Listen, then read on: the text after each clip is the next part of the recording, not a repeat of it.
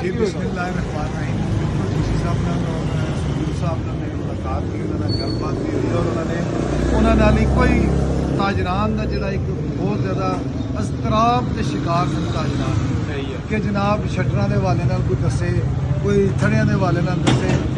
DC ਸਾਹਿਬ ਨਾਲ ਔਰ ਮਤਲਬ ਡੀਸੀ ਸਾਹਿਬ ਨੇ ਨਾ ਪੂਰਾ ਪੱਕਾ ਪ੍ਰੋਗਰਾਮ ਦਿੱਤਾ ਔਰ ਡੀਸੀ ਸਾਹਿਬ ਨੇ ਮੈਨੂੰ ਉਹ ਤਸਵੀਰਾਂ ਸਾਰੀਆਂ ਸੈਂਡ ਕੀਤੀਆਂ ਜਿਹੜੇ ਬੋਰਡਸ ਦਾ ਸਾਈਜ਼ ਹੋਏਗਾ, ਸਹੀ ਹੈ, ਜਿਹੜਾ ਆਫੀਸ਼ੀਅਲ ਬੋਰਡ ਹੋਏਗਾ ਗਵਰਨਮੈਂਟ ਪੰਜਾਬ ਦਾ ਮਨਜ਼ੂਰ ਸਬਜ਼ ਔਰ ਸਫੇਦ ਜ਼ੀਰੋ ਤੋਂ ਕੰਮ ਹੋਏਗਾ ਸਰ। ਦੁਬਾਰਾ ਇਹ ਦੇਖੋ ਨਾ, ਸ਼ਟਰ ਹੈ ਨਾ ਉੱਤੇ ਲੱਗਿਆ 4 ਫੁੱਟ ਦਾ ਸ਼ਟਰ, तमाम दुकानदार तमाम ताजरां ਨੂੰ ਅਲਾਉ ਹੈ, ਸਹੀ ਹੈ, 4 ਔਰ 3 ਫੁੱਟ ਥੜਾ ਜਿਸਨੂੰ ਥੜਾ ਹੈ 3 ਫੁੱਟ ਦਾ ਅਲਾਉ ਹੈ, ਸਹੀ ਹੈ। ਉਹਦੇ ਵਿੱਚ ਇਹ ਹੈ ਕਿ ਥੜੇ ਦੇ ਉੱਤੇ ਤੁਸੀਂ ਕੋਈ ਚੀਜ਼ ਨਹੀਂ ਰੱਖ ਸਕਦੇ, ਸਹੀ, यानी कि तजावत में रोकना है।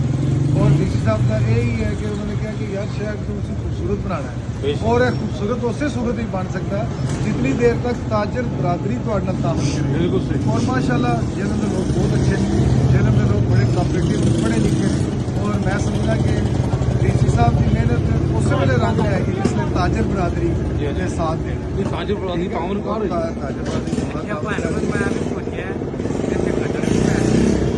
सर देखो, अगर तो साडा सीवरेज इस पासे तो पानी का एडा कोई फ्लो नहीं है, पानी का फ्लो मेन बाजार, ट्रंक बाजार, नवा बाजार, क्योंकि पानी जो बारिश होती है साडा मेन बाजार के विच पानी खड़ा हो जाता है 3-3 फुट तक। दुकानदारों का लाखों रुपया का माल खराब होता है जो थोड़ी जी बारिश हो। बड़ा बड़ा इनिशिएटिव है। हूँ मैं थोड़ी देर पहले आया था और मैं जनाब के वासत नाल जनाब के कि मैनू हूँ कोई ताजर बरादरी मिली है, उन्होंने कहा कि जी मेन बाजार जोड़े पाइप पै रहे वो छोटे साइज हैं, तो मैं समझदा कि इंशाअल्लाह ताला मेरी कल डीसी साहब नाल मुलाकात होएगी, डीसी साहब को इस चीज़ के बारे में आगाह करांगे कि जनाब मेहरबानी करके इन्हां पाइपों का साइज वड्डा कर दो, ताकि अजे काम हो गया अज पूरा शहर मेन बाजार पट्टे है नवे पै जान पाइप वड्डे साइज के, तो मैं समझना कि सारी जिंदगी दुआवां बेसम साहब के सिर जानियां।